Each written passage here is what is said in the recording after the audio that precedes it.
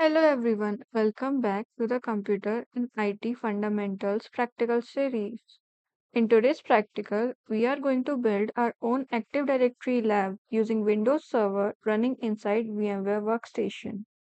We'll install Active Directory domain services, promote the server as a domain controller, create our own enterprise domain, and understand how organizations centrally manage users, computers, and security.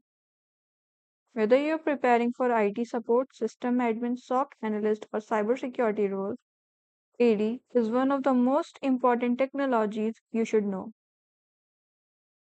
Before we start the practical, let's quickly see what we are going to accomplish today. We'll first understand what AD is and why organizations use it. Then we'll configure our Windows server, install the Active Directory domain services role, and promote our server into a domain controller. After that, we'll create our own domain, organize departments using organizational units, create domains, users, and security groups, and finally understand how all of this works in a real enterprise environment. By the end of this practical, you will have your own fully functional Active Directory lab.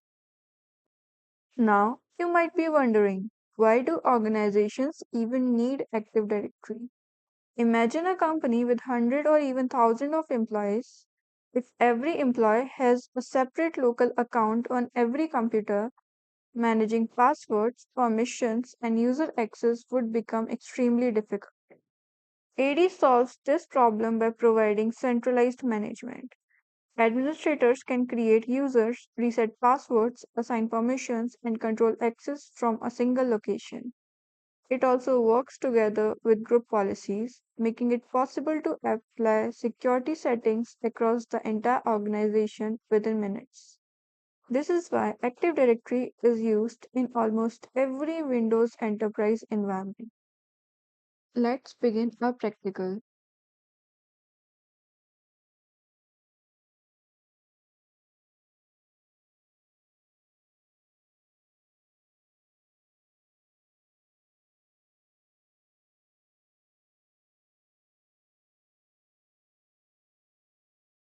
I already have Windows Server installed inside VMware Workstation, and this virtual machine will act as our enterprise server. In a real organization, this server would eventually become the domain controller responsible for managing users, computers, authentication, and security across the entire network.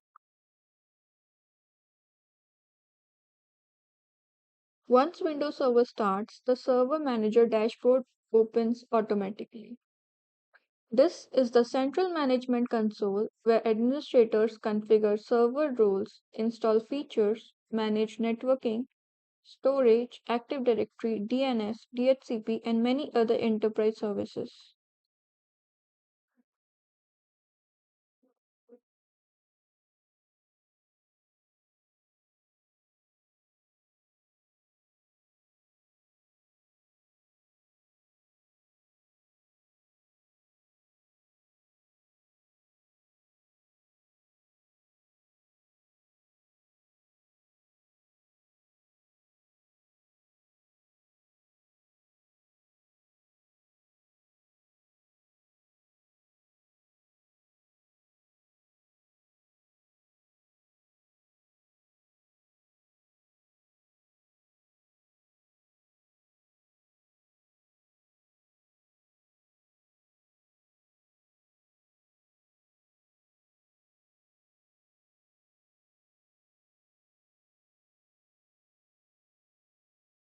Before installing Active Directory, it's considered a best practice to rename the server.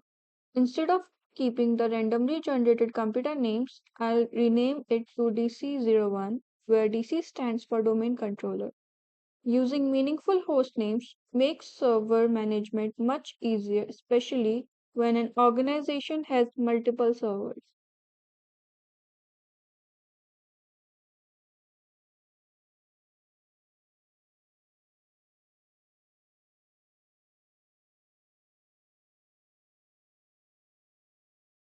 Active Directory is Microsoft's Centralized directory service that stores information about users, computers, groups, and other network resources. Instead of managing accounts separately on every computer, administrators manage everything from one central location. That's why Active Directory is widely used in enterprise environments. As you can see, after our server configuration, we have installed Active Directory domain services. Installing Active Directory is only the first step. To make this server responsible for authentication and user management, we need to promote it to a domain controller. Since this is a new environment, I'll create a new forest name, practical lab.local.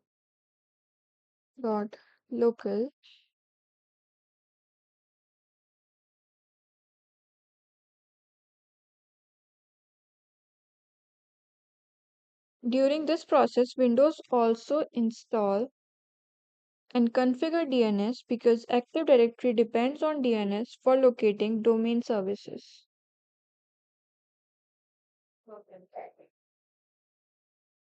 After the installation is complete, the server will restart and become our first domain controller. After restarting, our server is now functioning as a domain controller.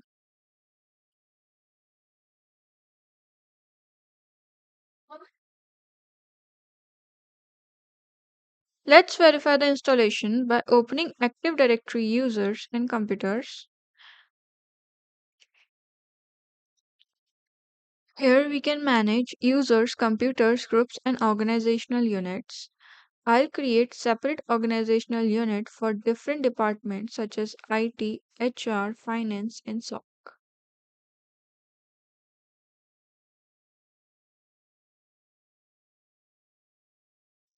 In real organization, this structure helps administrators organize resources and apply different group policies based on departments.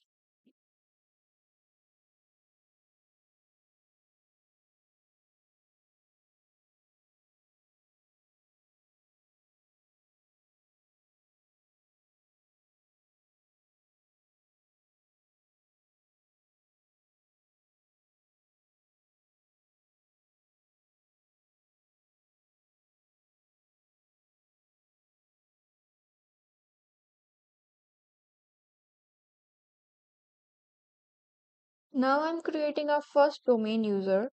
Unlike a local Windows account, this account is stored inside Active Directory and can be used to log in to any authorized computer that joins this domain.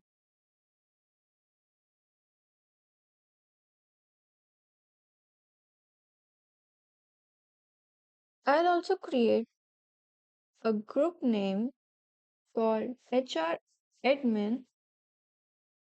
Using security groups is considered a best practice because permissions are assigned to groups instead of individual users, making administration much simpler. Finally, let's verify that our Active Directory services are working correctly. Active Directory automatically integrates with DNS because client computers use DNS to locate the domain controller during authentication. Here we can see the DNS records that were created automatically when the domain was configured.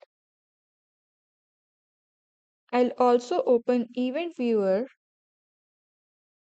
where administrators and SOC analysts monitor system events, authentication logs, and troubleshoot issues if any problems occur.